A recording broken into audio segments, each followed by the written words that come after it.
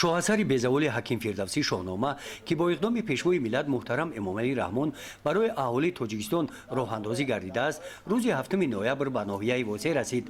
Бо роҳбаладии намояндаи дастгоҳи иҷроияи президенти ҷумҳурии Тоҷикистон, он нахуст ба собикадорони мехнат ва онҳое ки дар самти рушди соҳаи гуногуни ҳаёти кишвар ва тарбияи фарзандон саҳмгузор мебошанд, аз номи президенти ҷумҳурии Тоҷикистон дар нохияи Восеъ ин тухфаи арзишманд ба онҳо расонида шуд.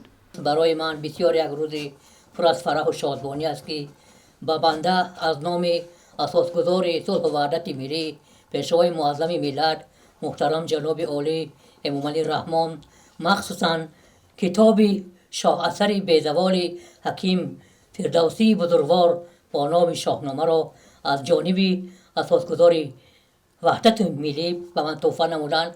من به این برادران اظهار سپاس و صمیمیت میکنم و احترامات خاصه اساسگذار صلح و وحدت ملی برای فرهنگ و معنویات ما، برای خودشناسی ملی ما بسیار ارزش بلند دارد.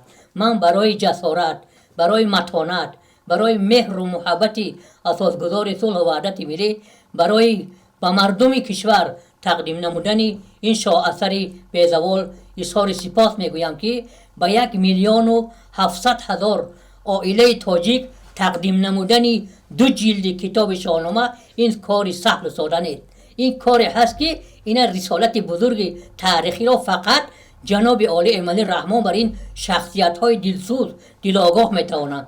ما آگاهی بیشتر پیدا به ما آگاه هستیم که 1 سال خبر و همه خاندان های ما شاهاصری دیگری استاد بابا جان غفور تاجیکان را به ما تقدیم نمودند. این شاهکاری بی‌نظیر من گمان میکنم که روح فردوسی امروز در دنیا در تمام آخرت هم شاد شد. شاهنامه безаволи ҳаким Фирдавсӣ дар 2 ҷилд бо теъдоди 65,000 нусха аз рӯи тақсимоти комиссияи босалохият хамчун тухфа аз номи пешвои миллат мухтарам Эмомали Рахмон ба сокинони ноҳияи Восеъ тақсим мешаванд.